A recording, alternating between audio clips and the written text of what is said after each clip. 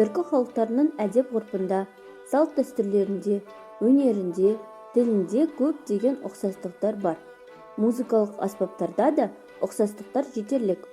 Олар кезінде қол жетімді материалдардан жасалып, көшіп-қону кезінде тасымалдауға ыңғайлы болды. Бүгін біз сіздермен түркі халықтарының дәстүрлі музыкалық аспаптарының кейбір түрлерімен ғана танысамыз. Қазақ халқының музыкалық аспаптарының ішінде домбыра ерекше орын алады. Башқұрттарда ол думбыра, ұйғырларда дутар, ал қырғыздарда комуз деп атайды. Домбыра қазақ халқының жаны мен даналығы. Домбыраның бірнеше түрлері бар. Мысалы, екі ішекті домбыра формасы мен құрылымы бойынша ерекшеленетін батыс және шығыс болып екі түрге бөлінеді.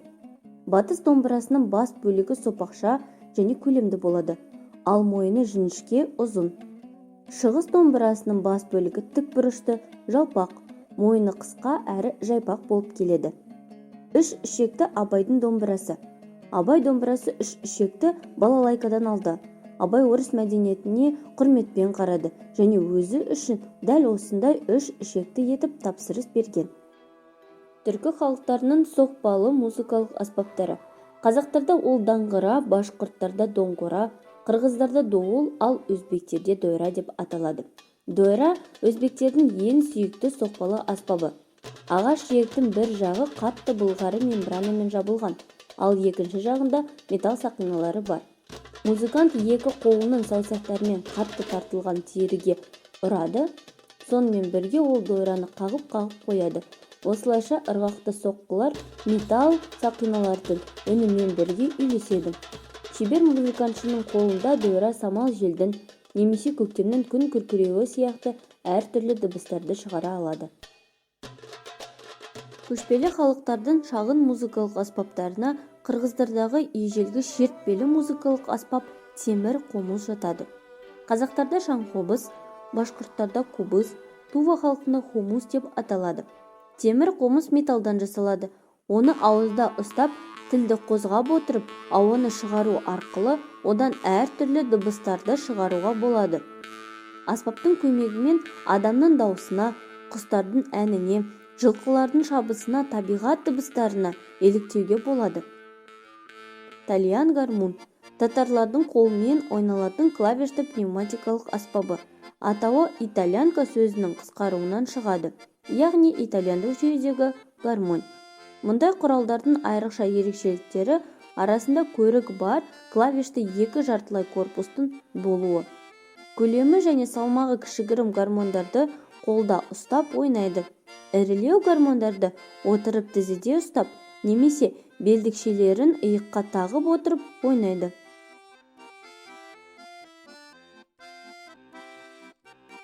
Көшпелі түркі халықтарының үрмелі музыкалық аспаптары өте қызықты, бірақ көп емес. Олардың бірі саз-сырнай. Қазақтың үрмелі аспабы. Қырғыз тілінде оны чопочор деп атайды. Саз-сырнай саздан жасалған 6 санлауы бар аспап. Саз-сырнайдың үні жағымды әрі жұмсақ болады. Оның көмегімен табиғаттың дыбыстарын салады. Пішіні бойынша шеберлер құсқа да, балыққа да, көп басты атқа да, жұмыртқаға да ұқсатып жасай береді. Музыкалық аспаптар саздан, ағаштан, темірден немесе теріден ғана емес, жануарлардың сүйектері мен мүйіздерінен де жасалады. Осындай аспаптардың бірі тайтұяқ. Тайтұяқ соқпалы музыкалық аспап. Аспапты жасауға жылқы тұяғынан жақсылап тазартылған мүйізді бөлігі қолданылады. Былғары білдекпен бекітілген кішкентай екі тұяқ қарапайым ырғақты дыбыстарды орындауға мүмкіндік береді. Дәстүрлі тайтұяқтың тембрі жарқын, бірақ өткір емес. Тұяқтардың табиғи үнімен ерекшеленеді. Ертеде музыкалық аспаптарды діни жораларда қолданған. Осындай аспаптардың қатарына асатаяқ жатады. Асатаяқ түркі халықтарының ежелгі музыкалық аспабы. Пішіні бойынша бұл аспап таяққа немесе қамысқа ұқсайды. Ою-өрнекпен және металл сақиналарымен, қоңыраулармен безендірілген жалпақ басы бар. Асатаяқтың дыбысы ашық және өткір болады. Аспаптың дыбысталуы күшейту үшін қоңырауды асатаяқтың басына бекітеді. Көбінесе асатаяқты бақсылар қолданған, сондықтан да ол халықтың музыкалық өмірінде кең таралмады. Бұл аспап емен, үйеңкі, қайын, долана сияқты қатты ағаштардан жасалады. Бұл біздің ата-бабаларымыз ғасырлар бойы қолданып келген түркі халықтарының музыкалық аспаптарының аз ғана бөлігі. Музыкалық аспаптардың сан алуандылығы түркі халықтарының рухани байлығының куәсі.